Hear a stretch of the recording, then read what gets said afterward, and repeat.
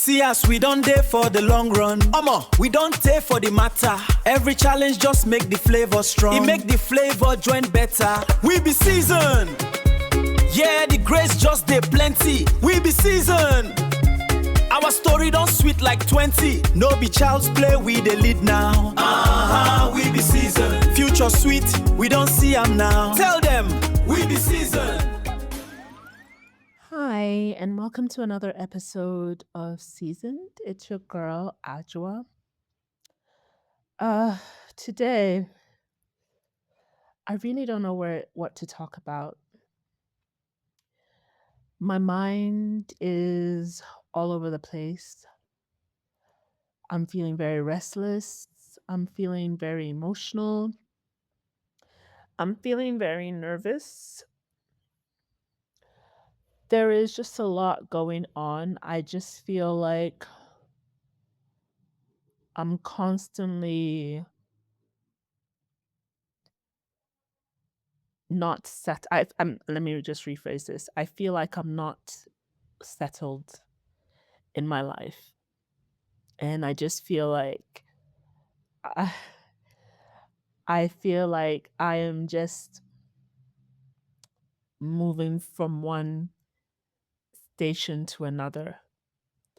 And let me just say this. I feel like I'm constantly in transit, and I just want to feel a little bit settled. Um, First of all, my time here is wrapping up here in Kenya, and next week I'll be back home in Ghana.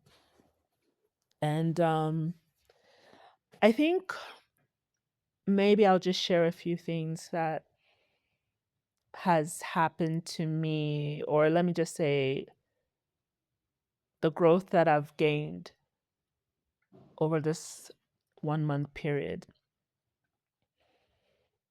And if I'm going to reflect on my 1 month, I came here with, I don't know if I came with any expectations. I came here with no expectations, let's just say. Um, I guess what I was hoping for and this is going to sound supposed. Let me just start with my accommodation. So I live in a very nice, affluent neighborhood per se. Uh, a lot of expats, a lot of whatever here as well. Um, and it's it's a nice enough, like, my apartment is cozy, it's comfortable. It's been suitable, but it's also old. They've done some renos. There could be, it could be a little bit. They keep it clean. I mean, let me just say that it's a fully serviced apartment, so I haven't had to do any cleaning per se. Um, Even washing my dishes, I don't need to even wash it because by the time I get back, my apartment will be it's quite clean and decent. Um, but having said that, there's some things that just need a little bit more upgrading, like the bathrooms. They're clean, but could do with some uplift, upgrade, whatever.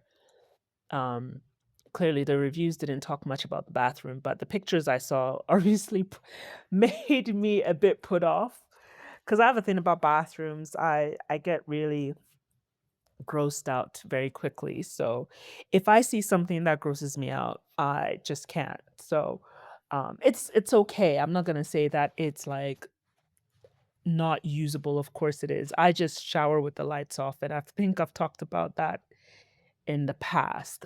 Um, so seeing the pictures ahead of time did not help matters for me. So yeah, but I think the best part is, coming here. I didn't have any expectations. I didn't have anybody I knew per se, but it was good to find out that I had coworker from Ghana who especially since I started with her at KPMG. So it wasn't just a coworker that I didn't know because, we are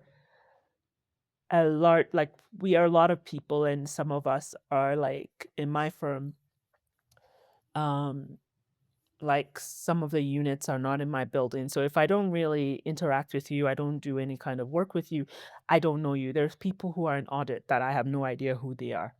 Never met them in my life. So it was good to know that this is somebody that I who joined at the same time as me, was in the same cohort as me. So it wasn't a stranger, it wasn't somebody who's in my firm that I don't know. So it was good to have it's good to have someone close to me that I know already that is right there, and she's literally my direct neighbor. She's like, we share a wall, so it's been very convenient. We've been going out together, we've been hanging out. And she also introduced me to the two other secondees from South Africa as well. So it's been great to have them, and we formed our little sisterhood, and it's been great. It's been really, really great. And so having that family unit, I also was introduced to my mom's friend's daughter, and when I first came, she made my birthday special. She took me out, all of that. She's been out of town, so I'm hoping that she and I would reconnect before I go. And then she also introduced me to the Ghanaian community here, and there's especially two guys in particular that who have been constantly keeping in touch and reaching out, and so I haven't had the opportunity to feel lonely or to feel like I am in this country by myself. And of course, I have an amazing boss who has who's made my stay here comfortable, who's made it easy. And then the team, she's in and really got to me involved in the team. And I have some really great colleagues. Actually, um, we went on a CSR event this past Friday, and we went to a Kinale forest, and we part of the CSR is like we planted trees and stuff like that because of we're trying to do what we can to meet our 2030 goals. And this is something I already do in Ghana. Like, I'm part of our CSR, our impact plan, and all of that. So coming to Kenya, I actually worked on our Africa report with this girl who's on my team. She's, so she was the rep from East Africa. So when I came out, she was already one person I already knew on the team, but it was my first time meeting her. And so she naturally invited me to join them on this site visit to the forest to see the trees and all of that. And it was great to be um, outside of Nairobi, going into the forest, seeing like it was some peace that overcame me. I think the only thing that really got to me was like they have so many donkeys and sheep in this forest and what's not, like especially in the rural part. So it was like, and these animals poop all over the place. So it was like hop, skip, and jump in all the time, try not to step in poop and all of that, and not try not to be grossed out by it as well. And literally, it's like there is barely any like space where there's no poop. You're literally, jumping. So I remember one of my coworkers was like, I was like, "Oh, watch the poop." She's like, "Listen, we're used to it. Like, if you step in it, it's not the end of the world." But I'm like, "Oh, this is."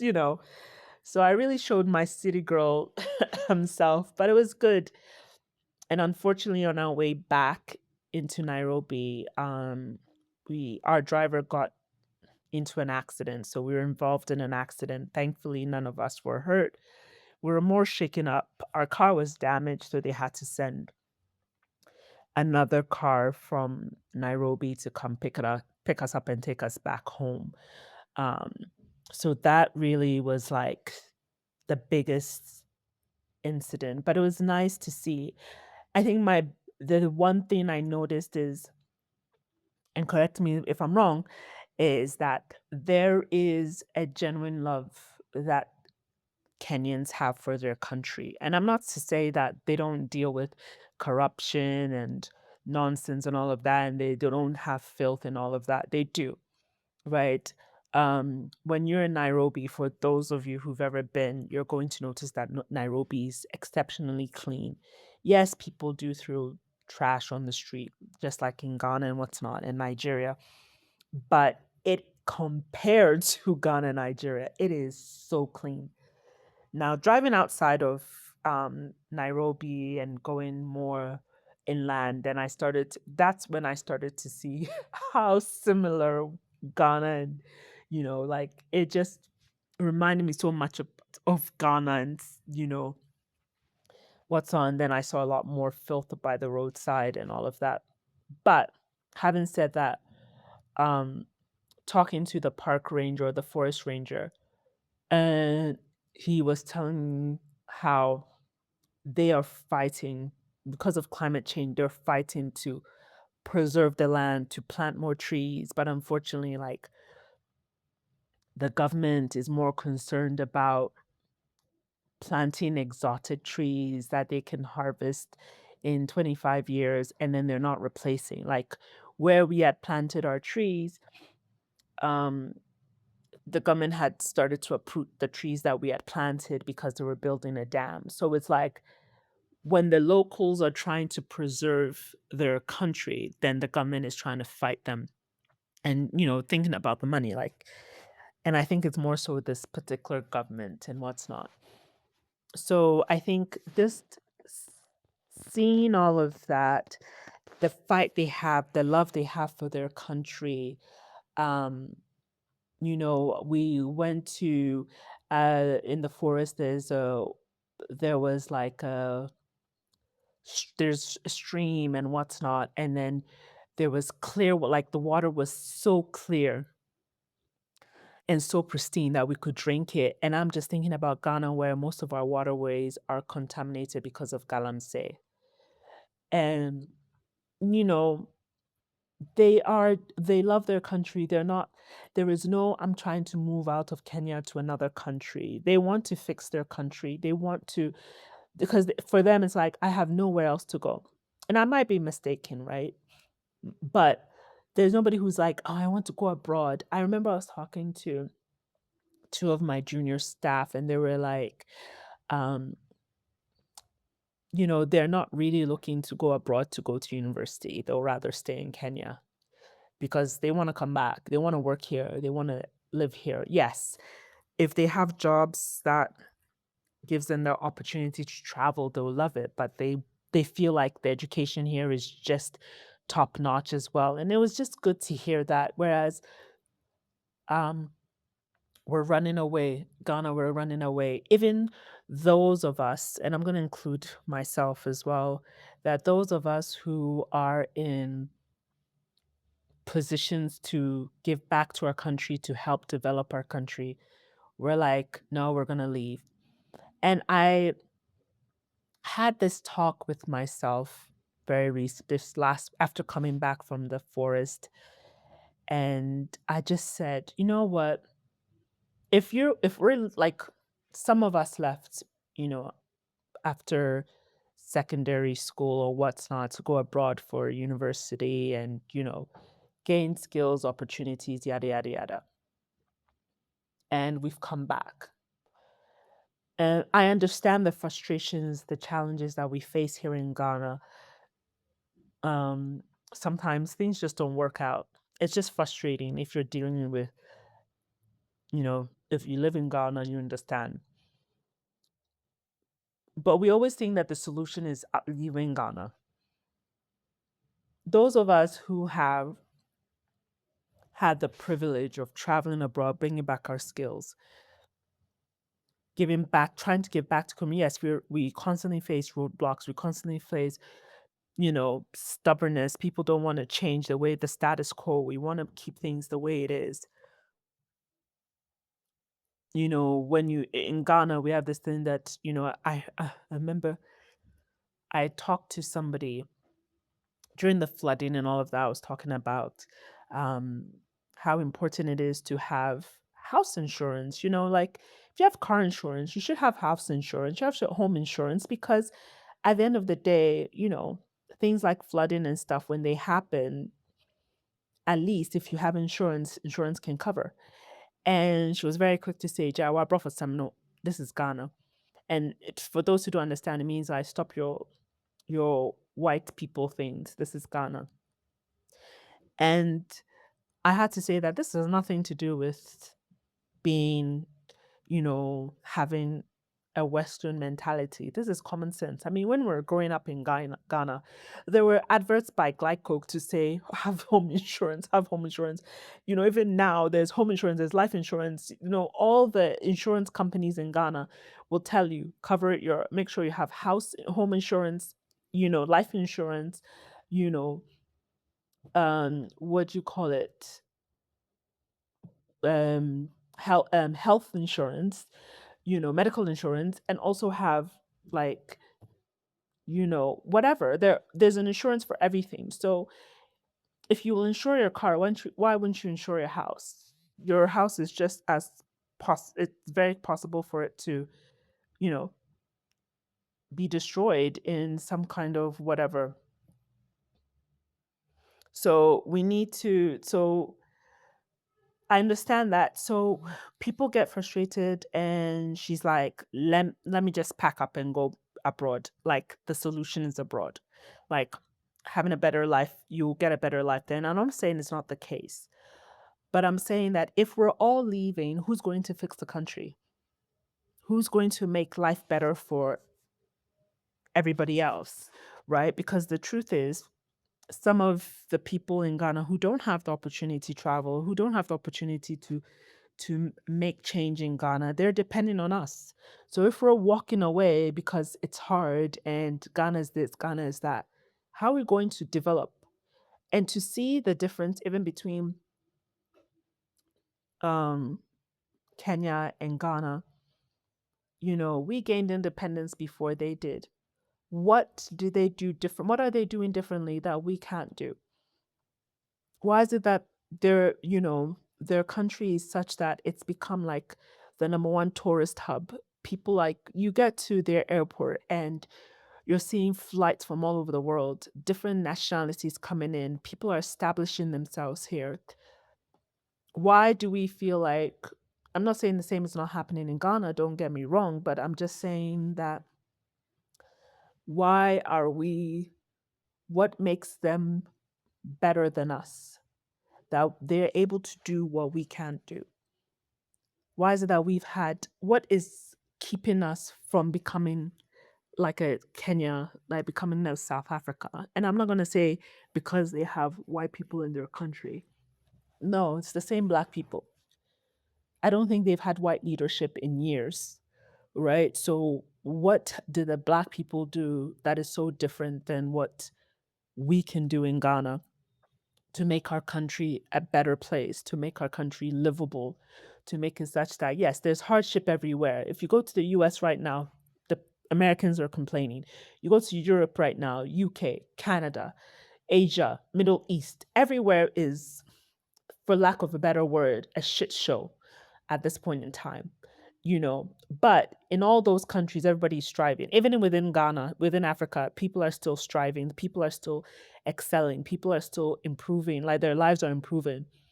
So if we're taking all our knowledge, all our skills to go outside of the country, you know if you're going back, oh, I'm going to gain more skills to come back and help Ghana, but to just walk away from Ghana because it's hard, it's not going to be any better somewhere else.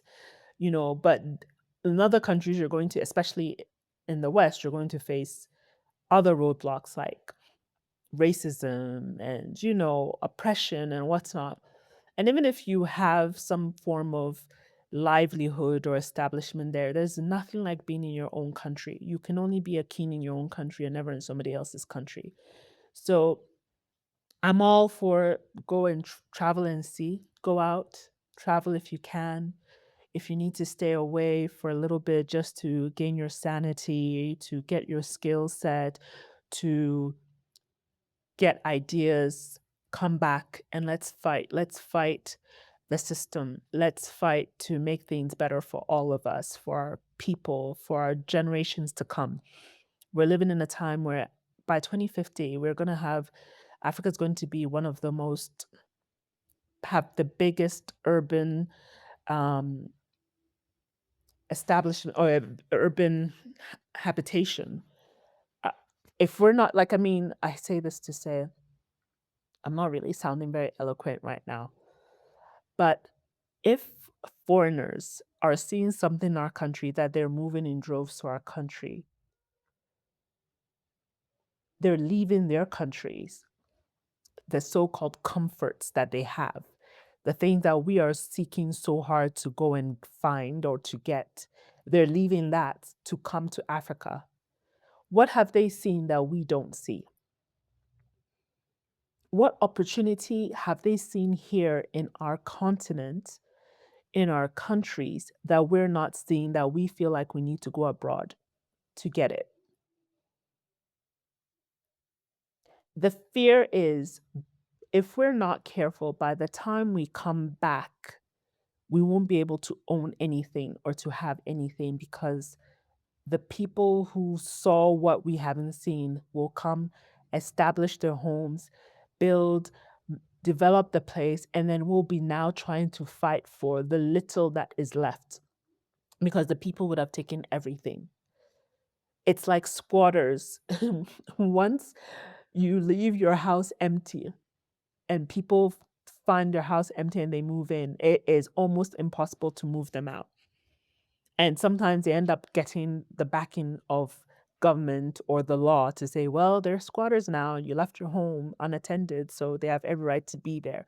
And that's what is going to happen. We're going to have all these people come in, take over what we have because we've left it behind. Those who stay behind might have a piece of it, but those or may not be able to fight to keep it. And then when we come back with our skill set, with everything, then we can't fight for it because it will be too out of our reach to have it. I don't want to come off as self-righteous. Um, for me, as I love Ghana, I love living in Ghana, and it's very easy for me to say because I've only been there for 2 years, less than 2 years. But I do have my frustrations with Ghana. I do get sick of it. I do get irritated by it. As I sit here in Nairobi, I'm like, oh, do I have to go back? Right. But, and I'm also going to be away for a little bit. But, there's a opportunity that has come right now for me as I transition my talk. And I am double-minded about it. As it's something I've wanted for so long. So long.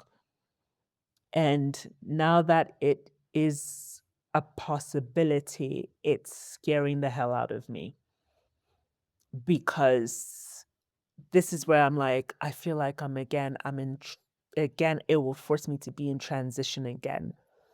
It will force me to be in transit. And I'm just like, I just want to be settled. But I know it'll be really good for me. It will help me grow. It will help me in so many things. And the way things were described for me, it was like, this is the best opportunity for me. But so many things. But I don't want to get into it until like I've done proper praying about it and I have a clear answer and everything has been finalized and figured out. So I don't want to say anything about it. But for now, that's why I said I'm in a weird place right now because I'm feeling emotional because as I'm going back home to Ghana, um, I know that there is a big thing waiting for me there. I mean, I'm going to go again because I have to continue my secondment elsewhere, but uh, in South Africa. But, I'm just, yeah. I'm not making any sense today. I am just all over the place. Like I said, I didn't know what to talk about.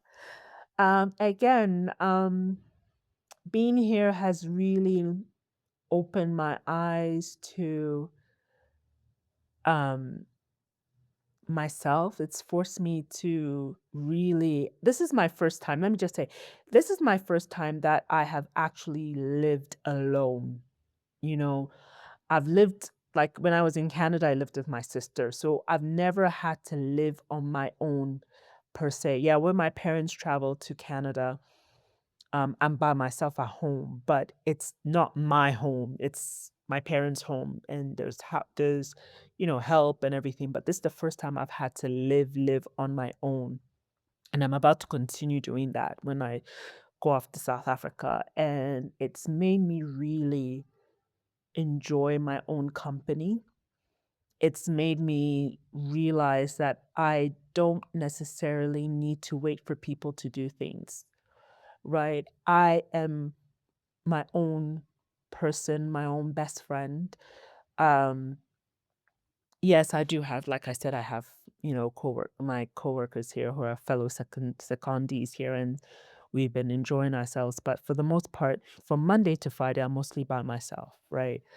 Um, and I know when I was coming, my mom was worried because she's like, you're not a solo traveler like your sister. This is your first time going to be, traveling by yourself. And I'm like, yeah, I travel by myself all the time. They're like, no, you normally go to places or countries where you know people. So yes, you travel there by yourself to get there. But when you get there, you have, you know, family, you have people there you can, commit, you're going for a purpose, you're going there to see them. But this time, you don't know anybody. You're now going to figure yourself out. So my mom was worried. I'm like, listen, lady, I'm in my 40s now. And she's like, yeah, I understand that, but it's very different. Because I am someone who I keep to myself, there are worries that I will not, you know, open myself up to friends or opportunities. So every time I call home and I say, oh, I met this, I did this, she's like, my mom is super excited because she was worried. So it's helped me to realize that, yeah, I don't have people as backup to, like, I'm normally the girl who, you know, I'm a wallflower when I go to play, especially if I'm not comfortable in like spaces. I'm not the one who's going to go up to people and say, hi, how are you? And start that conversation. I'm the girl that people would come over to me and introduce themselves or talk to me. And so now I'm forced to do that because if not, you're going to be by yourself. So yeah, it's been an it's been an experience. Um, it's also forced me to really deal with my imposter syndrome because I'm in a new role, and there are days that like my boss will give me tasks to do or things that I need to get done, and the whole time I'm doing it, I'm questioning my capabilities. Am I really doing this well? Is this the right thing to do? I start to and then I present it to her, and she's like, "Oh wow, this is good." So I need to start believing in myself more and my capabilities. I did not get this job because I'm a pretty face, and they're like, "Oh, let's give it to her because she's pretty." I got it because I went through the process. I applied, I went through the interview, I did all that, and I got it out of merit, out of my hard work, out of my, you know, skill set, my capability. So why can't I do it? Yes, it's a new role, it's challenging, I'm learning a lot. And going on to my second secondment city, that is even going to be a bigger beast because there I have to establish everything from scratch. And so I need to go in with the confidence that I can do it. So really building on my confidence and my skills and what's not, I'm learning that, hey, you know, I'm forced to think. I'm the type of person who would always act like, is this the right thing? Am I doing the right thing? But now I'm making decisions because I'm now a part of the decision makers and I'm having to make decisions. And I'm like, oh, I'm actually not bad at this? So it's been a lot. Um, yeah, it's been a lot. Um, uh, I don't know. I'm just like I said, um, I've had a great time in Nairobi. I've enjoyed it. I've learned. I'm growing. I'm learning. I'm next ready for the next stage. The next stage is a bigger beast to conquer, and it, yeah, it's a bigger beast, and I think I'm feeling a bit more nervous about that than I was about Nairobi. Um, but everything works itself out. Even if I fail in some parts, I will pick up and learn and all of that. Um, yeah. So again, I'm sorry. Today I'm just in a weird space. I don't think I have any more to give today. But I just want to say it's been great um recording from Nairobi, and it's been a beautiful experience. It's been I look forward to bigger opportunity the my next stage of this journey that I'm going on. No, I did not meet any man here because everybody was saying when you come to Kenya, you're gonna meet somebody. I haven't met anybody so far. I don't know how it's going to. I still have technically a week till I leave, so who knows? Things can happen. But for me, it wasn't even about meeting a man when I came to Kenya. For me, it was meeting me. It was coming to know me and meeting the new version of me, who I've become since I've been through all these battles and challenges and, life experiences. So for that, I'm excited about that. That I'm rediscovering me, I'm growing, and me is growing, and I'm excited about that. And I'm ready for the next stage. So anyways, I'm going to wrap up here.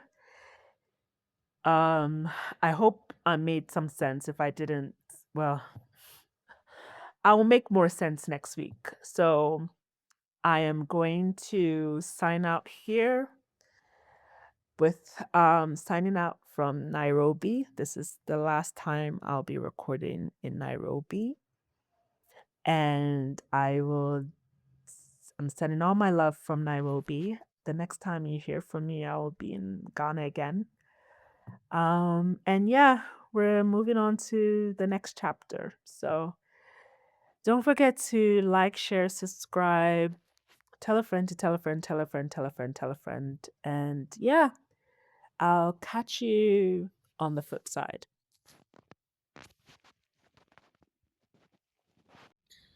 Remember, life doesn't always get easier with time, but with every season, we become more seasoned. Yeah, we done for today.